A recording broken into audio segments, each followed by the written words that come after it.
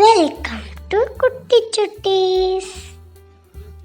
Hello குட்டீஸ், இன்னைக்கு நம்ம பார்க்க போற கதை வேட்டை நாயும் புத்திசாலி சேவலும். ஒரு கிராமத்துல ராமுன்ற விவசாயி ஒரு சேவலையும் வேட்டை நாயையும் வளர்த்து வந்தாரு. சேவலும் வேட்டை நாயும் நெருங்கிய நண்பர்களா இருந்தாங்க. அவங்களுக்கு ஒரே இடத்துல இருந்து ரொம்ப போர் அடிச்சிருச்சு. அதனால ரெண்டு பேரும் தங்களுக்குள்ள இப்படி பேசிக்கிட்டாங்க. நாயாரே, இந்த வீட்டில் சாப்பிட்ட சாப்பாடையே சாப்பிட்டு ஒரே இடத்துல இருந்து அழுத்து போச்சு. எனக்கு ரொம்ப நாளா ஒரு பெரிய ஆசை இருக்குது.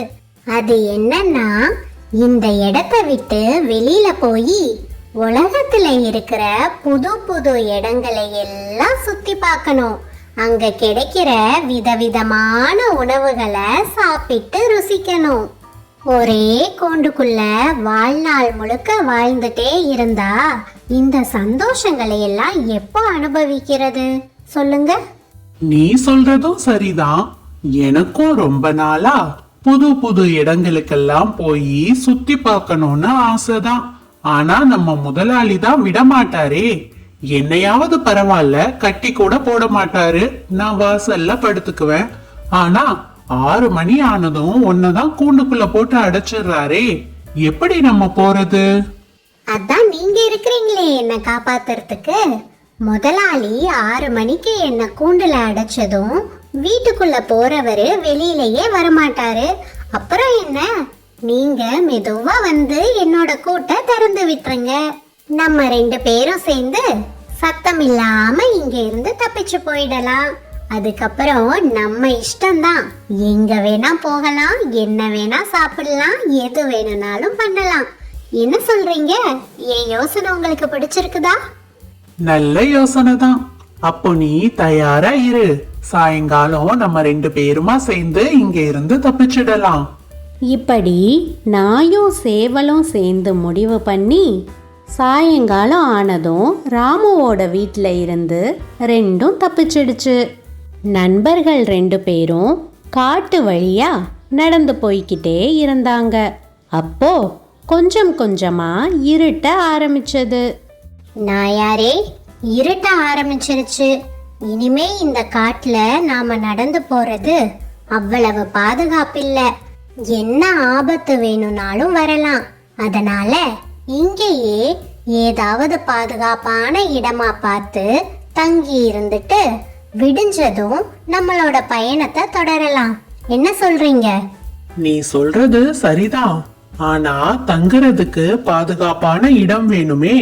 எங்க போய் தேடுறது? உங்க பின்னாடி கொஞ்சம் திரும்பி பாருங்க. ஒரு பெரிய ஆலமரம் இருக்கு. அந்த ஆலமரத்துல ஒரு பொந்தும் இருக்கு. நான் மரத்து மேல போய் உட்கார்ந்து கொஞ்ச நேரம் ஓய்வெடுக்கிறேன். நீங்க அந்த பொந்துக்குள்ள போய் ஓய்வெடுங்க. இதை விட நல்ல பாதுகாப்பான இடம் இந்த காட்டுல எங்கேயும் இருக்கிற மாதிரி எனக்கு தெரியல. அதனால விடிகிற வரைய இங்கேயே இருந்து எப்படியாவது சமாளிப்போம். விடிஞ்சதும் நம்ம பயணத்தை தொடரலாம் அப்படின்னு சொல்லிட்டு ஆலமரத்து கிளையில சேவலும் பொந்துக்குள்ள நாயும் ஓய்வெடுக்க ஆரம்பிச்சாங்க. காலையில விடிஞ்சிருச்சு. சேவல் தான் கிராமத்துல இருந்த நினைப்பிலேயே விடிஞ்சதும் கொக்கரக்கோன்னு கூவ ஆரம்பிச்சிடுச்சு. சேவல் கூவுற சத்தத்தை அதே காட்டுல வாழ்ந்துட்டு இருந்த நரி ஒன்று கேட்டுடுச்சு. ஆஹா, புதுசா ஒரு சேவல் நம்ம காட்டுக்கு வந்திருக்கு போலயே. நான் வேற 3 நாளா சாப்பிடல.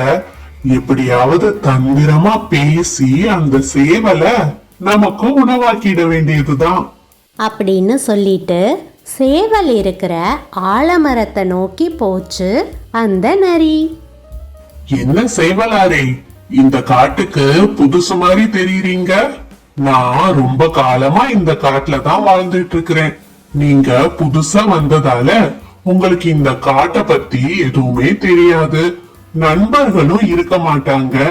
அதனால கீழே இறங்கி வாங்க, இன்னையிலிருந்து என்ன உங்க நண்பனா நினைச்சுக்கோங்க. நான் உங்களை இந்த காட்டுல இருக்கிற எல்லா இடத்துக்கும் கூட்டிட்டு போறேன். உங்களுக்கு உணவு எங்க கிடைக்கும்னு சொல்றேன். அது மட்டும் இல்ல, இந்த காட்டுல எனக்கு நிறைய நண்பர்கள் இருக்கிறாங்க. என் கூட வந்தீங்கன்னா அவங்க எல்லாரையும் உங்களுக்கு அறிமுகப்படுத்தி வைக்கிறேன். உங்களுக்கும் நிறைய நண்பர்கள் கிடைப்பாங்க. அட தந்திரக்கார நரியே, என்கிட்டயே நடிக்கிறியா? என்ன அப்படியே நைஸா பேசி கீழே வரவழைச்சு சாப்பிட்டுடலான்னு நினைக்கிற? இந்த நரிங்களோட தந்திர புத்திய பத்தி எனக்கு தெரியாதா என்ன? இரு, உன் வழியிலேயே உனக்கு பாடம் சொல்லி கொடுக்கறேன். நரியாரே, நீங்க சொல்றத கேக்குறதுக்கு எனக்கு ரொம்ப சந்தோஷமா இருக்கு. எனக்கு உதவி செய்யணும்னு நினைக்கிற உங்க எண்ணத்தை நினைச்சா பெருமையாவும் இருக்கு. ஆனா என்னாலதான் கீழே வர முடியாது. எனக்கு கால்ல பயங்கரமா அடிபட்டிருக்கு. காலை அசைக்க கூட முடியல. நீங்க மேல வந்து எனக்கு உதவி செஞ்சாதான் என்னால கீழேயே வர முடியும். ஆனா எனக்கு மரம் ஏற தெரியாதே. அப்புறம் நான் எப்படி மேல வந்து உங்களை காப்பாத்த முடியும்? நீங்களா முயற்சி பண்ணி கீழே வந்தாதான் என்னால உங்களுக்கு உதவி செய்ய முடியும். உங்களால மேல வர முடியும். இந்த மரத்துக்கு பின்னாடி சுலபமா மேல வர்றதுக்கு ஒரு வழி இருக்கு. நீங்க மரத்துக்கு பின்பக்கமா வாங்க, அந்த வழி உங்களுக்கே தெரியும். இப்படி சேவலும் நரியும் பேசிட்டு இருந்தத நாய் பொந்துக்குள்ள இருந்து கேட்டுட்டே இருந்துச்சு. நாய்க்கு புரிஞ்சு போச்சு, சேவல் தன்னை பாதுகாத்துக்கிறதுக்காக நரியை இங்கிருந்து விரட்டுறதுக்காக நரியை பின்பக்கமாக தன்கிட்ட அனுப்பி வைக்குது அப்படின்னு புரிஞ்சிருச்சு. நரி பின்பக்கமாக வரும்போது அதை அடிக்கிறதுக்காக அந்த வேட்டை நாய் காத்துட்டு இருந்தது. சேவலை சாப்பிடணுன்ற ஆசையில் நரியும் அவசர அவசரமாக ஆலமரத்து பின்னாடி இருக்கிற பொந்து பக்கத்தில் வந்தது. நரியை எதிர்பார்த்து காத்துட்டு இருந்த வேட்டை நாய் நரி வந்ததும் ஒரே அடி பயங்கரமா அடிச்சது.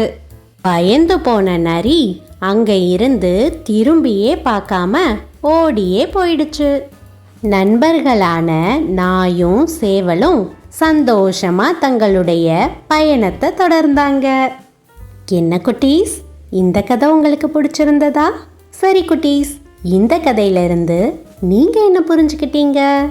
நமக்கு வாழ்க்கையில ஒரு நல்ல உண்மையான நண்பன் கிடைச்சா உயிர் போற சூழ்நிலையில கூட அந்த நண்பன் நம்மளை நிச்சயமா காப்பாத்துவான். சரிங்க குட்டீஸ், இன்னொரு நாள் இன்னொரு நீதி கதையோட உங்களை வந்து சந்திக்கிறேன். Thank you for watching.